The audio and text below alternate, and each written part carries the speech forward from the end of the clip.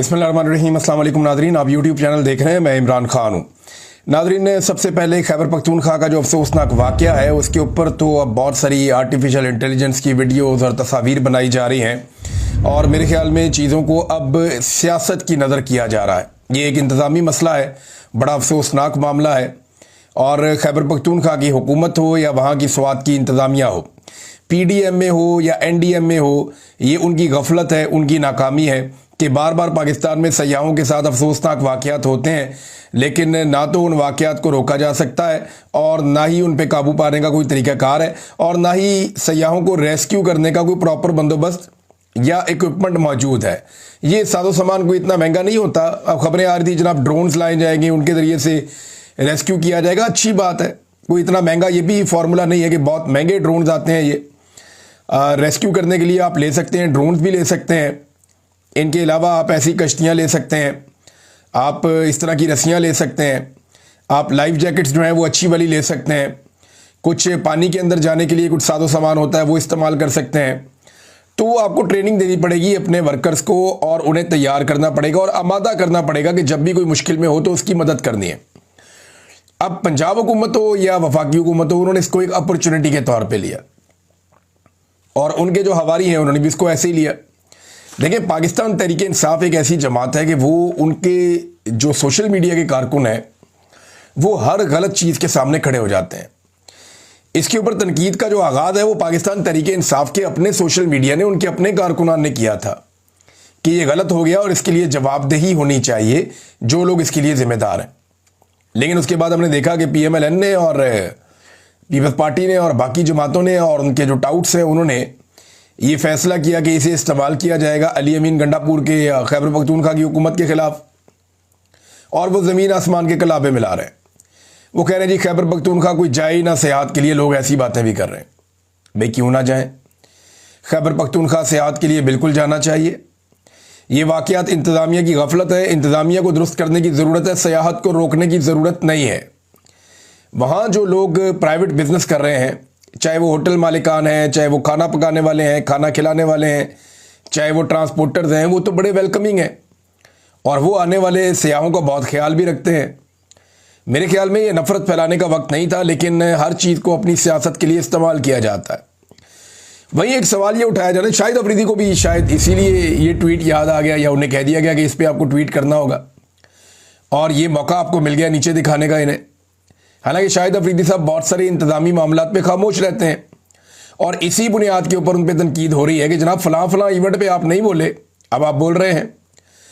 मिसाल के तौर पे एक बड़ा इंसिडेंट है, उसको सामने लेकर आए लोग और वो ये बता रहे हैं कि ये तो चले एक हादसा था ना, कुदरती आफत थी और कुदरती आफत के नतीजे में ये सब हुआ जो नहीं होना चाहिए था।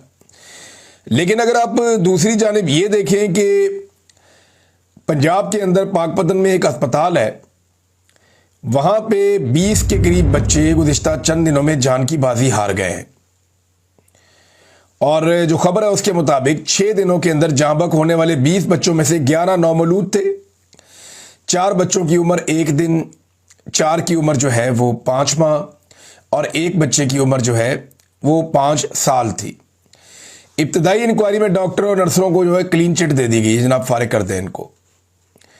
और ये भी कहा जा रहा है कि अमवात के रिकॉर्ड के अंदराज में गफलत बरती गई है और बहुत सारी अजीब अजीब बातें कर दी गई हैं। लेकिन जो रिपोर्ट है उसके ऊपर कोई ट्रस्ट नहीं कर रहा। ये डॉन के ऊपर जो है इसके बारे में आर्टिकल भी छपा हुआ है और 6 रोज़ में DHQ पाकपतन में 20 नौमौलूद जान की बाजी हार गए। अब ये तो अस्पताल में बच्चे फौत हो रहे हैं ना। जो वर्षा है उनका कहना है कि बच्चों की अमवात ऑक्सीजन सिलेंडर की कमी और डॉक्टर्स और पैरामेडिक्स की नाअहली के बायस हुई है। यहाँ पे कुदरती आफत आई है, उसके अंदर लोग शहीद हो गए हैं, जाँ बहक हो गए हैं, इंतहाई अफसोसनाक वाक़या है। लेकिन सेम टाइम में एक अस्पताल के अंदर, दरिया में नहीं, अस्पताल के अंदर नालायकी, नकम्मेपन और गफलत की वजह से 20 बच्चे जाँ बहक हो गए। उनके बारे में ना मीडिया बात कर रहा है ना कोई और बात कर रहा है। अब सोशल मीडिया ने इस मामले को उठाया और सबको सांप सूंघ गया है, कोई इसके ऊपर बात ही नहीं करता। सलमान अकरम राजा साहब ने एक स्टेटमेंट दिया, वो मैं चाहता हूं पहले स्टेटमेंट आपके सामने रखूं। बड़ा अजीबोगरीबी स्टेटमेंट दे दिया उन्होंने ये जो वाकया हुआ है स्वात में, उन्होंने कहा जी खैबर पख्तूनख्वा हुकूमत को उन्होंने बड़ी जिम्मा करार दे दिया। सलमान अकरम राजा का कहना है कि फैमिली पिकनिक कर रही है, कुदरती आफत आ गई तो वहां हुकूमत क्या कर सकती है। उन्होंने कहा कि खैबर पख्तूनख्वा हुकूमत सुपरमैन तो नहीं है कि फौरन पहुंच जाए। बात तो ठीक है, लेकिन उनका वजीर आला तो 11 पहाड़ क्रॉस कर देता है और पता नहीं कितने जिले क्रॉस कर देता है और वो पहुंच जाता है असेंबली में। तो उसको हम ये तो नहीं कह रहे कि वो दरिया में पहुंच जाए, हम तो ये कह रहे हैं कि सिस्टम बनाओ भाई। हुकूमत ने कोई हर जगह अपने मिनिस्टर तो नहीं भेजने होते। सलमान अकरम राजा साहब ने बड़ी अजीब बात की है, उन्हें पता होना चाहिए कि गवर्नेंस क्या होती है। मैं बड़ा मोतरफ हूं उनकी काबिलियत का, लेकिन यहां बहुत अजीब बात की उन्होंने कि हुकूमत कोई सुपरमैन है कि हर जगह पहुंचे। भी हुकूमत को कौन कह रहा है कि पहुंचे? हुकूमत का काम है कि हर चीज को ठीक करे। यहां पे जो हुकूमत मौजूद है पाकिस्तान तहरीक इंसाफ की, इससे पहले भी इन्हीं की हुकूमत थी। ये बार बार वाकयात होते हैं दरियाओं के अंदर, बार बार सयाहों के साथ इस किस्म के वाकयात होते हैं। क्यों यहां पे एक ऐसा सिस्टम नहीं लगाया जाता कि पानी या आफत आने में कई घंटे लगते हैं? एक दिन पहले से वार्निंग थी, फिर 1 से 1.5 घंटा लगा पानी सयाहों तक पहुंचने में। क्यों नहीं दरिया को या दरिया के पेट को खाली करवाया गया? क्यों वहां पे इंतजामिया हरकत में नहीं आई? सुपरमैन बनने की जरूरत नहीं है। पूरी दुनिया में क्या, जहां पे दुनिया में रेस्क्यू किया जाता है सयाहों को या आम शहरियों को, वहां पे उनकी हुकूमतें सुपरमैन होती हैं जो वो ये काम करती हैं। सही काम करने के लिए सुपरमैन की जरूरत नहीं होती। सही काम करने के लिए अपना काम करने की जरूरत होती है और तरजीहात को अवामी मफाद में रखने की जरूरत होती है। मैं कई दफा बता चुका हूं, फिर रिपीट करूंगा दोबारा से कि जनाब कौन से तरीके थे जिनको अडॉप्ट करके इन लोगों की जान बचाई जा सकती थी। तो सलमान अकरम राजा साहब क्लीन चिट नहीं दे सकते किसी को भी इस मामले में। ये हुकूमतों की जिम्मेदारी होती है कि वो पॉलिसीज बनाती हैं, उन पॉलिसीज के मुताबिक पैसा खर्च करती हैं और फिर ट्रेनिंग करवाती हैं और इदारों को मजबूत करती हैं ताकि वो लोगों की जान बचाने का काम करें। इसके बाद नादरीन एक और खबर बार बार आती है, बिलावल बड़े जोरों शोर से ये बात करते हैं, कुछ और लोग भी कह रहे हैं कि इंडिया ने अगर हमारा पानी रोका तो हम ये कर देंगे, हम वो कर देंगे। ये जो सैलाब जैसी सूरत हाल आई है ना, ये ऊपर क्लाउड ब्रस्ट हुआ है और कई पाकिस्तान के इलाकों में बारिशें ज्यादा हो रही हैं, कैशमेंट एरियाज बने हैं जिसकी वजह से तुगयां नहीं आ रही है नदी नालों में और पानी का फ्लो बढ़ गया है। अदरवाइज इंडिया ने पाकिस्तान का पानी जगह जगह रोक के बहुत ज्यादा डेड लेवल पे पहुंचा दिया था चंद दिन पहले तक। धमकियां कभी बिलावल लगाता है, कभी धमकियां कोई और PMLN का बंदा लगा देता है, कभी कोई पीपल्स पार्टी का बंदा लगा देता है कि जनाब इंडिया हमारा पानी बंद करेगा तो हम इंडिया में घुस जाएंगे, हम जनाब डैम स्ट्रक्चर्स तोड़ देंगे, हम 6 के 6 दरियाओं का पानी ले लेंगे। तो कहानियां आप इनकी सुन लें, लेकिन इंडिया ने पानी रोका हुआ है। रिपोर्ट्स के मुताबिक भारत लगातार पाकिस्तान का पानी बार बार रोक रहा है। पाकिस्तानी दरियाओं पर भारत ने हाइड्रो पावर प्रोजेक्ट्स कुछ बना लिए हैं और कुछ पर अभी तक काम जारी है। पाकिस्तान की जिम्मेदारी है या पाकिस्तान की फोर्सेस की कि जो पाकिस्तान के हिस्से का पानी है उसके ऊपर गैर कानूनी तामीरात भारत ना करे। जब कभी भारत गैर कानूनी तामीरात करे तो उसको ताकत के बलबूते पे रोका जाए, आलमी सतह पे गंदा करके रोका जाए। जैसे भी रोका जाए वो स्ट्रक्चर्स बनने से पहले रुकने चाहिए। लेकिन कुछ स्ट्रक्चर्स भारत बना चुका है और कुछ के ऊपर इस वक्त काम चल रहा है, तो इनका जबानी जमा खर्च जारी है। ये बड़के छड़के मार देते हैं, लेकिन इसके बावजूद अमली तौर पे कुछ नहीं किया। भारत का जंगी जुनून नाज़रीन खत्म नहीं हुआ। अभी थोड़े दिन पहले उन्होंने स्टेटमेंट दिया था कि ऑपरेशन सिंदूर जो है वो अभी अपने इख्तिताम पे नहीं पहुंचा, बल्कि उसका नेक्स्ट फेज जल्द होगा। ये भारत के अंदर लोगों ने दावा किया।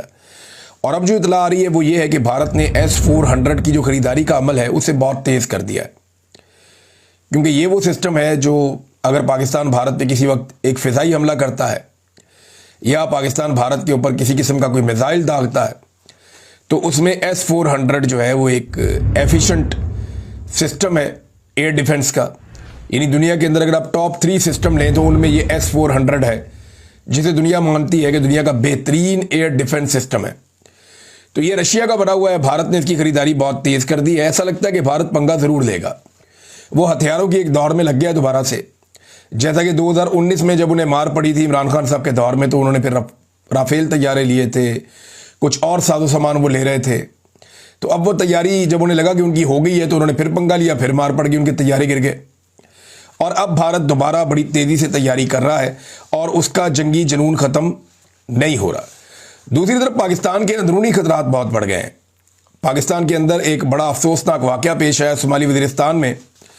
वहाँ सिक्योरिटी फोर्सेज के काफिले के ऊपर एक हमला हुआ और 13 सिक्योरिटी एहलकार इस हमले में शहीद हो गए। 14 दहशतगर्दों को मारने का दावा भी किया गया है, लेकिन ISPR के मुताबिक मीर अली में फोर्सेज के काफिले पर भारतीय स्पॉन्सर्ड खारजी दहशतगर्दों की जानिब से हमला किया गया, यानी ये TTP का ये गालिबन ये कहते हैं। भारत की मनसूबाबंदी और सरपरस्ती में फितनतुल खवारिज ने काफिले को निशाना बनाया।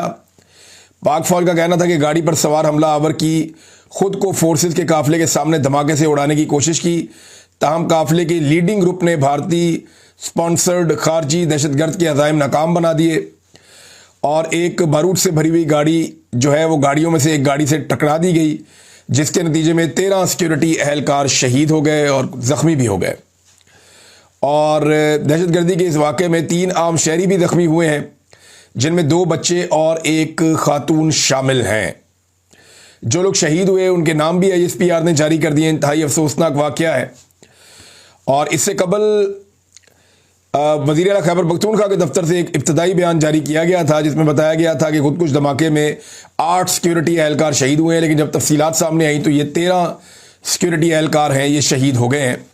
रियासत की तवज्जो इन चीज़ों की तरफ होनी चाहिए, रियासत को यहाँ फोकस करना चाहिए, लेकिन रियासत की तवज्जो है कि खैबर पख्तूनख्वा में हुकूमत कैसे बदली जाए, मखसूस नशिस्तें PDM की जमातों को दिलाकर 2/3 अक्सरियत कैसे की जाए, आइन में ऐसी तरामीम कैसे की जाएं जिससे पाकिस्तान की मिलिट्री एस्टेब्लिशमेंट के इख्तियारात और इक़्तिदार में इजाफा कर दिया जाए, मौजूदा जो जाली फार्म 47 के ऊपर हुकूमत मौजूद है उसको तूल कैसे दिया जाए और उसकी मुद्दत को पूरा करने की कैसे कोशिश की जाए, इमरान खान को अंदर रखने के नए हरबे और नए मुकदमात क्या हो सकते हैं, तहरीक इंसाफ के टुकड़े करने के तरीके क्या हैं, उनके बंदे कैसे उनकी पार्टी से छीने जाएं। ये सारी चीज़ों के ऊपर जब रियासत और रियासती इदारों की तवज्जो रहेगी तो फिर दहशतगर्दी जैसे संजीदा मामले से कौन लड़ेगा, ये एक बड़ा सवाल है हमारे सामने, जिसका जवाब फिलहाल किसी के पास नहीं है। नाज़रीन, जो चीनी वाला मामला है वो संगीन सूरत-ए-हाल इख्तियार करता चला जा रहा है। सोने पे सुहागा ये है जो मिफ्ता इस्माइल साहब ने इंकशाफ किया। वो ये कहते हैं कि हुकूमत ने चीनी दरामद करने की इजाज़त सिर्फ अपनी कंपनी को दी है, दूसरी कंपनियों को नहीं दी। अगर दूसरी कंपनियों को देते तो कुछ चीनी सस्ती हो सकती थी, मुकाबले में आ सकता था, लेकिन हुकूमत ने सोचा कि यहां पे भी बहती हुई गंगा में हाथ धो लें। अगर दूसरी कंपनियों को दरामद की इजाज़त मिलती तो चीनी निस्बतन सस्ती मिलती। ये मिफ्ता इस्माइल साहब ने कहा, यानी हर चीज़ में इनका खांचा है। पहले पाकिस्तान में पाकिस्तान की ज़रूरत के मुताबिक चीनी पैदा कर ली, उसके बाद पाकिस्तानियों को चीनी की ज़रूरत थी, चीनी वाफर थी, तो चीनी बहुत बड़ी मिकदार में पाकिस्तान से बाहर एक्सपोर्ट कर दी ताकि पाकिस्तान में किल्लत पैदा हो जाए। जब पाकिस्तान में किल्लत पैदा हुई तो कीमतें ऊपर ले गए, अवाम को लूटना शुरू कर दिया। पहले बाहर भेज के चीनी में पैसा कमा लिया, फिर अवाम को लूट के चीनी में पैसा कमा लिया। अब चीनी की शॉर्टेज हुई है तो चीनी को इंपोर्ट करेंगे, वो भी अपने लोगों के जरिए से, उसमें फिर पैसा कमाएंगे, फिर महंगी चीनी अवाम को बेचेंगे। तो ये चीनी माफिया हुकूमतों के अंदर हर वक्त मौजूद रहता है और ये धड़ दिहाड़ियां लगाता है। इनसे ज्यादा पैसा कोई नहीं कमाता। ये साल में मेरे ख्याल 2 महीने अपनी फैक्ट्री चलाते हैं और पूरा साल बैठ के ये लोग पैसे गिनते हैं। तबाही फेरी हुई है इस माफिया ने पाकिस्तान में, और इनके लिए ऐसा लगता है पूरी पार्लियामेंट जो रगमाल है वो इनके लिए काम करती है, पूरा सिस्टम इनके लिए काम करता है। तो चीनी का मामला बड़ा संगीन है। कोई भी ऐसा मुल्क होता ना जहां इंसाफ होता, रूल ऑफ लॉ होता, कानून होता, या कम से कम कोई ऐसा हुक्मरान होता जिसका चीनी के कारोबार से कोई ताल्लुक ना होता, जैसा कि इमरान खान है, तो इस पे इंक्वायरी करके ना तो इन सबको जेलों में भर देता और इन सबको जेलों में जाना चाहिए। आज भी अगर कोई अदालत इसके ऊपर इंक्वायरी करे तो इनका जेलों में जाना बनता है। मरियम नवाज ने एक बड़ा अजीबोगरीब स्टेटमेंट दे दिया नाज़रीन। अगर मैं सियासी बात नहीं करना चाहती, लेकिन मैं पॉलिटिकल एनिमल हूं।